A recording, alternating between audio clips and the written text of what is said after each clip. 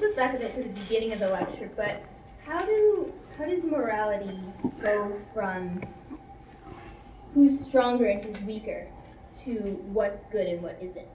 Well, I think it depends to some degree on what you mean by stronger. So physical strength is one element, and like if you look at mythological heroes, imagine that the stories of heroes are fragmented elements of the archetype. And so one kind of archetypal hero obviously is someone who's physically strong. You know, you see that, there's a great movie that you could watch about this. It's called Hitman Hart. It's one of the best documentaries I've ever seen, and it's about this guy named Bret Hart. And Bret Hart was for a while the most famous Canadian on the planet, and he was a worldwide wrestling foundation, I think, what did they call that, WWF? Yeah, he was their like lead good guy. And so wrestling, I loved the documentary because when I was a little kid, like 4 or 5, I used to watch his father, whose name was Stu Hart, who ran this channel, this wrestling confederation in Alberta. And Stu Hart had, I think, 8 boys, and he trained all of them to be pro wrestlers. And part of the movie is extraordinarily funny because Stu Hart is in it, and he's really old. He's like 85, and he's just barely, can you imagine? He was like a pro wrestler for 40 years. Like every joint is broken. And he's still big, but he's just barely moving. And this kid and another kid come over, and Stu is telling the story about how he used to take his boys into the basement and toughen them up. And I think Bret called that the journey to pain or something like that. His father would take all these kids down there and wrestle with them and push them right to the edge of their pain tolerance constantly. And so, and anyways, they grew up tough. There's no doubt about that. And all his daughters married pro wrestlers too, and I think he had 7 daughters. So he's quite the character. Anyways, these 2 kids, they're late adolescence, early adulthood, come over, and one of them's pretty damn cocky. And he's listening to Stu, and he says something smart like, well, you know, you were pretty tough with the old days, hey? And Stu looks at him and says, well, why don't you come down to the basement with me? And he says, well, look, I don't want to hurt you, old man. And so the filmmakers follow them into the basement, eh? And like they're kind of standing there, and the old guy grabs him in a headlock and takes him like, he's like a snake, eh? He's got him in a headlock like so fast, and the kid doesn't know what to do. And then, so Stu, like, who knows how to put a headlock on someone, he's like flexing his forearm, yeah, which is like still not so bad a forearm. And he's got, this guy's face is just, he's like he's stepped in a bear trap, plus he's absolutely shocked that this old guy got him. And so he's kind of gasping. And Stu says something like, you watch, if I flex this muscle just right, you can see this vein on his forehead start to pop out. It's extraordinarily funny.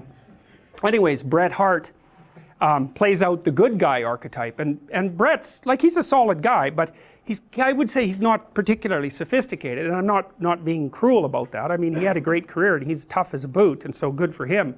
But he plays out this good guy archetype, and he gets tangled up in it. And now, I don't remember your damn question, but I am trying to answer it. Tell me the question again. So I was wondering how, in reality, you go from who's strongest and who's weakest to what's good and what isn't. Oh yes, okay, exactly. Well, so one of the things I really liked about this movie was it showed me why people watched wrestling, and I couldn't because certainly they're not appealing, and I'm not being, there are different strata of conception of abstraction that any entertainment process has to appeal to. And you know, most people don't go to movies. And that's actually because, it really is because movies operate at a level of sophistication that is too high for many people. Just like novels. I mean, hardly anyone reads, you know, and if you, about 15% of the population, might be 20%, cannot read well enough to follow written instructions.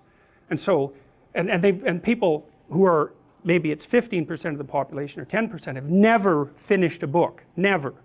And so, and it is that high. But you still, the archetype still needs to manifest itself at different levels, and so it manifests itself in wrestling. But even there, where it is physical force, it's not just physical force. Like, it's a drama between good and evil. And you can see this so clearly in the Bret Hart documentary, because he's the good guy, and you know, the bad guys are really over the top bad. It's a real drama. It's like, it's good versus evil in the ring every time. and hopefully good wins, but good often gets, you know, maybe the bad wrestler brings two of his friends in and they bring in chairs and they bash the hell out of the good guy, and the whole audience is just outraged by this, and the documentary does a lovely job of showing that. But so even at the level of physical combat, let's say, you can't reduce what's good to what's strong. It's just one element of it. Better to be strong than to be weak. And so you can have a strong hero because it's better to be strong than to be weak. But it's better to be strong and kind than to be strong. And it's better to be strong and kind and wise than to be strong and kind. And so, and that's true not only for human beings, but it's even true, let's say, at the wolf or the chimpanzee level, because one of the things you see with the chimp dominance hierarchies, and I think I mentioned this before, is if the leader, the dominant male, is really good at fostering social relations and being reciprocal in acts like grooming, and also paying attention to the females and their offspring, his dynasty will be much more stable. And so strong might be good for one battle, it might be good for 2 battles, but for 50 battles, it's not optimized. Especially because no matter how strong you are, someone can take you out. So what happens is the idea of what's ideal becomes increasingly complex across time, multifaceted, right? And so strength, wisdom, intelligence, vision, all these things are amalgamated into a single being. And we'll talk a lot about that because I want to show you how that happened in Mesopotamia, because that's one of the first places where we have documentation about how that ideal emerged. They have a god called Marduk, and Marduk had 50 names. And as far as I can tell, the reason for that was that Marduk was an amalgam of the tribal deities of at least 50 tribes. And when the tribes were brought together and civilized, each of their gods who were ideals had to be amalgamated into something that was a single dramatized representation of value, or there was no way that all those people could have lived together, right?